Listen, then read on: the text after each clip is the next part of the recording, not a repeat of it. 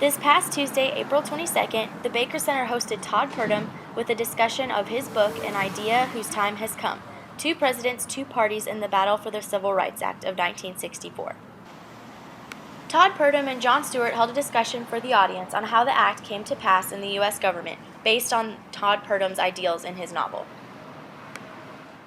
He has written a really important book that captures, in an extraordinarily clear and persuasive way, the whole process that unfolded around this act. Todd Purdum continued to inform the audience on how he stumbled across the idea of writing this book about the act.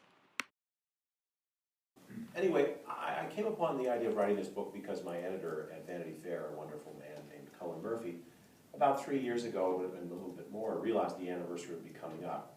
And this tends to be a story that's told as a chapter or a section in somebody's book, but it hasn't really been a one-volume, account of its own.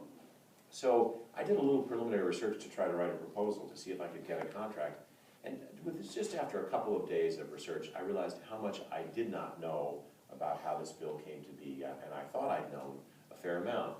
We tend to think of this bill as the result of Dr. King's brave years of demonstrations, John Kennedy's willingness to put it as a moral issue on the top of the national agenda, and then his tragic assassination and the guilt and grief that came after that, and then President Johnson's amazing legislative skills. All those things played a part, but I quickly learned that the whole story is much more complicated and really much more interesting. And I would say one of the surprising things I learned is I've known it was a bipartisan achievement. I didn't realize quite what a stunningly bipartisan achievement it was. The final bill passed the Senate 73-27. As the question and answer portion began, former Knoxville Mayor Victor Ashe wanted the speaker's opinions on another bipartisan act that occurred in the government.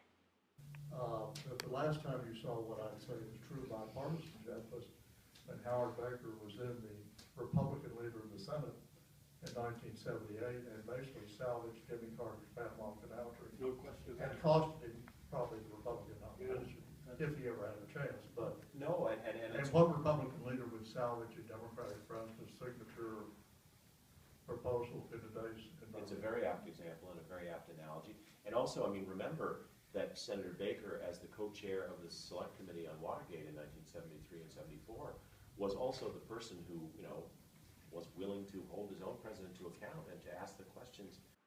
Samantha Cooley, Volunteer News.